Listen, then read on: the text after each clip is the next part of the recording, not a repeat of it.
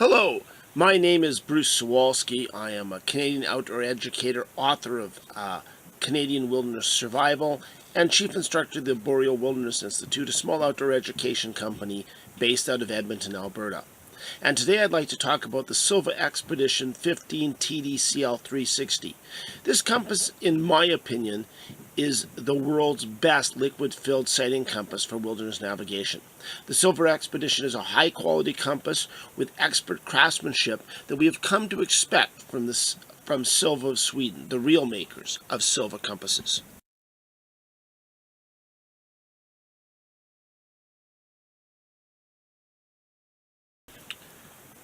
So let's unpack the compass just to get a better look. So there's the compass there in its plastic housing. It's got some information on the back along with its lanyard. So I'm going to open it up, and it pops open quite easily. And there's the compass there, and there's the lanyard along with the basic information and the manual.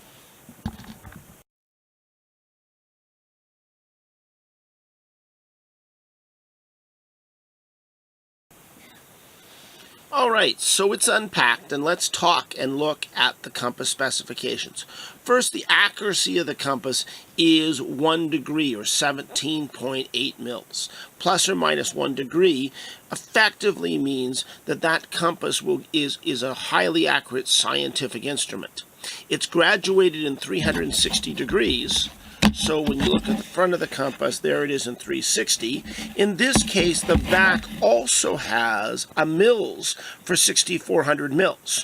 One of the things that we need to understand, though, is in reality, degrees and mils on these compasses are just as accurate.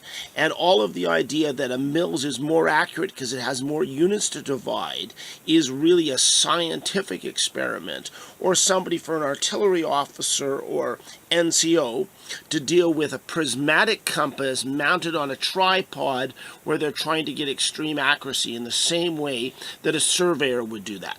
For us in the field on wilderness navigation, we can simply list and work with degrees. It's a much easier concept to work with and much more functional for us. As well, we have very, very easy to read lines. There's the orientating lines there. There is your actual magnetic needle. Notice the magnetic needle has an N at the top of it. That makes it much easier to make sure you know that you have red on red. And your declination arrow is in their right case, in this case set on north. As well, it has a sighting system.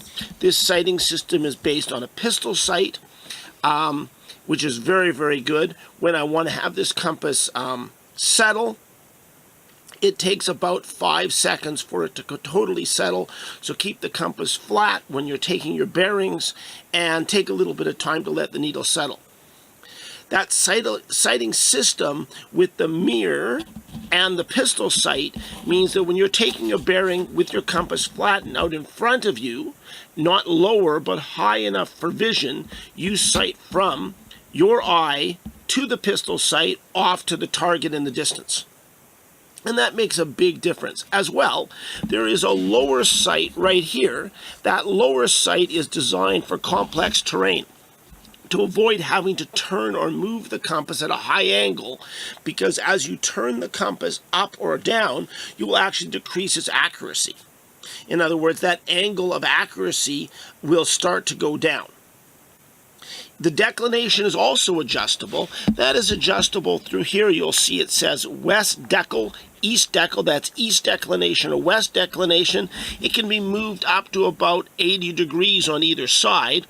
Be very careful with the declination adjustment. It is done here through a small screw and a nice screwdriver that Silva gives you, about twice the size of the Sunto one, meaning it's much easier, but be warned.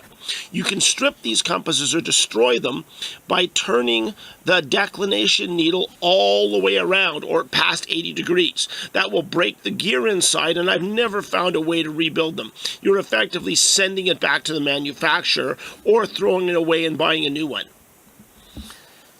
As well, there's luminescent paint on it in 4 places: on the top of the sight, on the bottom of the sight, at the 360 point, for your bearing, and at the 180 in this case for your back bearing at the back. And so these will always be 180 degrees off.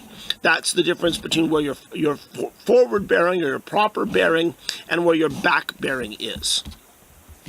As well, there's side rules in millimeters and in inches. There's two roamers, a 1 in 50,000 roamer and a 1 in 250,000 roamers. They're excellent roamers, and they have an incredible bonus to them. As you see here, there is a small hole, so you can put a dot with a mechanical pencil on your map, as well as silicone friction feet to keep this from not moving around on your map. So a high quality, well built compass, and the specifications really do tell that.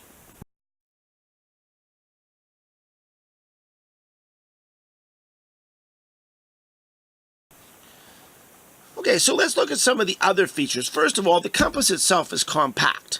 108 millimeters long, 63 millimeters wide, and 20 millimeters high. Once you press that up, it shrinks up. It's got a nice, solid clicking lid to lock it in place so it doesn't move around. As well, it has a built-in magnifying glass to make it easier to read on your map, and a built-in clinometer. Now this clinometer shows angle, and you set it to east-west, and then you can turn that, and the little red bar becomes the angle, so that becomes a 45-degree angle. So that's useful in avalanche country when we're digging snow pits to find out, or just to be able to give you a gauge of what kind of terrain you might be climbing in. The really sad part of that clinometer is it actually gets in the way when you're doing everything else. But that's life. In terms of the actual compass, it can be used up to 5,000 meters in elevation. It's impact resistant, so it will do a free fall from 1.5 meters in height onto gravel, onto soil and stuff. I've dropped that before. It doesn't do anything at all. They're great compasses. They're well made. It has a temperature range between minus 40 and plus 60 degrees C. I've actually used them below minus 40, and they really just get slower. What the compass is filled with is it's a liquid-filled compass, but it's actually filled with wood alcohol. Don't drink that alcohol in desperate straits, because that wood alcohol is enough in there to blind you. As well, it's water resistant to up to 100 meters in depth. It's not, of course, a compass you would use for scuba diving, but it simply won't break in terms of the high quality housing in there, and weighs only 88 grams.